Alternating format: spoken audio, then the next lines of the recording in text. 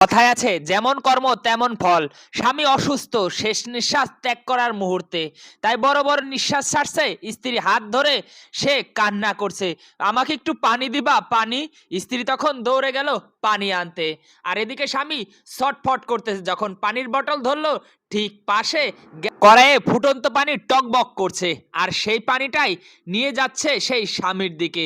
যখন স্বামী অসুস্থ যায় যায় অবস্থা, আর সেই স্ত্রী পানি খাবা তুমি পানি, তখন সেই গরম পানিটাই স্বামীর মুখে দিয়ে দিল। আর স্বামী ছটফট করতে লাগলো, কারণ তার শেষ নিঃশ্বাস ত্যাগ করার সময় হয়ে গেছে। কিছুদিন বাদে নতুন বিয়ে করেছে, স্বামী বাসায় ঢুকলো, আর স্ত্রী বহুত খুশি, কারণ সে এখন স্মার্ট সুস্থ স্বামী বিয়ে করেছে। কিন্তু তার শার্টের দিকে তাকিয়ে, তুমি আমাকে ঠকাইতেছো তাই না?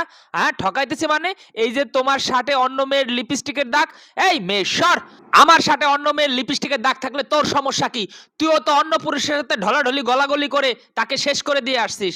তখন তার মনে পড়ে গেল সেই স্বামীর কথা, আর সেদিকে তাকিয়ে কান্না করছে, তুমি আমাকে ক্ষমা করে দিও, আমি তোমাকে ঠকিয়ে আমি ভালো করিনি, তাই আমার জীবনে এইরকম পরিণতি, প্লিজ তুমি আমাকে ক্ষমা করে দাও।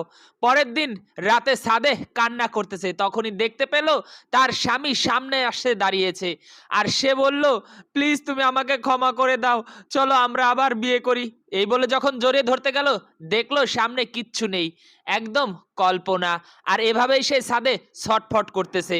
বেইমানির ফল কখনোই ভালো হয় না, আর একেই বলে যেমন কর্ম তেমন ফল। শেয়ার করে দিবেন।